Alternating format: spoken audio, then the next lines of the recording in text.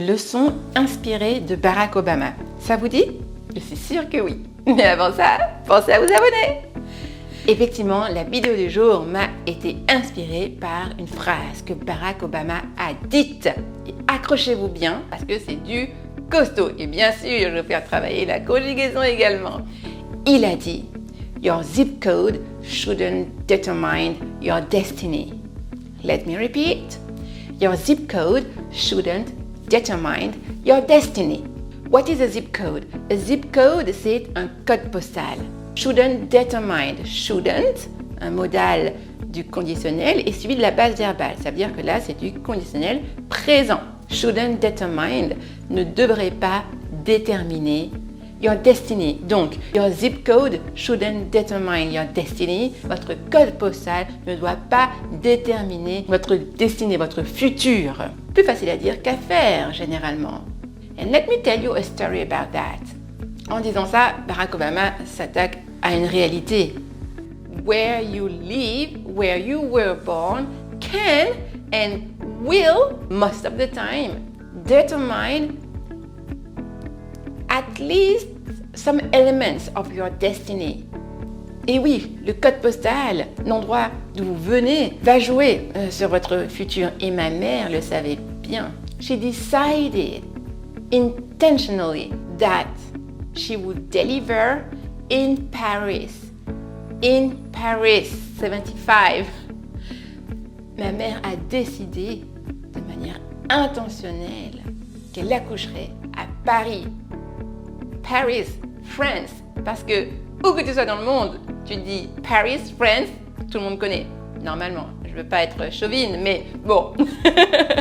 Et intentionally, un petit point de vocabulaire, intentionally, comme je l'ai dit, intentionnellement. Il y a une manière un peu plus familière de dire, on pourrait dire exprès, elle a fait exprès. Et exprès se dit on purpose, ok?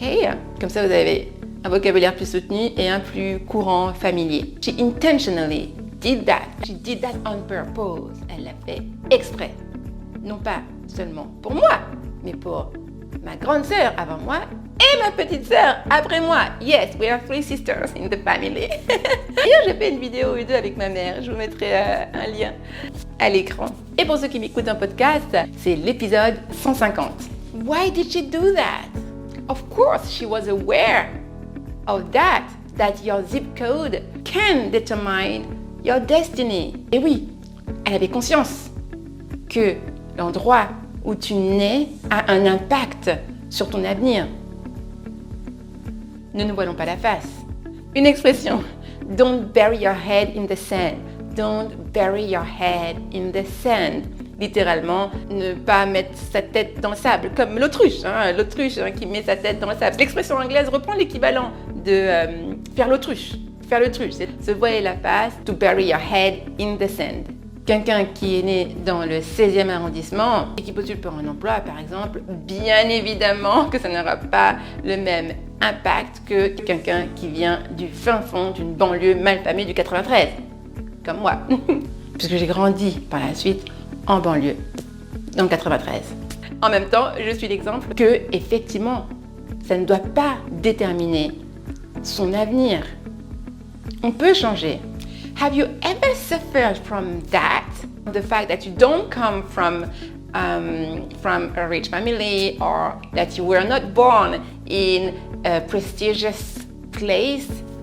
Tell me in the comments. Si vous avez souffert du fait de ne pas être né au bon endroit ou de ne pas avoir grandi dans les quartiers chics, dites-moi en commentaire. Et dites-moi si vous avez défié les statistiques comme moi. Ok. Et bien sûr, tenez bien le vocabulaire étudié, intentionally or on purpose, faire exprès. Et se voiler la face, faire l'autruche, to bury your head in the sand. Essayez de les utiliser et dites-moi si vous les connaissiez d'ailleurs, surtout l'expression. Vous savez que j'adore vous lire en commentaire. Et bien sûr, n'oubliez pas de vous abonner, de liker et de partager pour aider encore plus de monde. Ok, have a nice day or a nice evening and see you soon. Bye bye.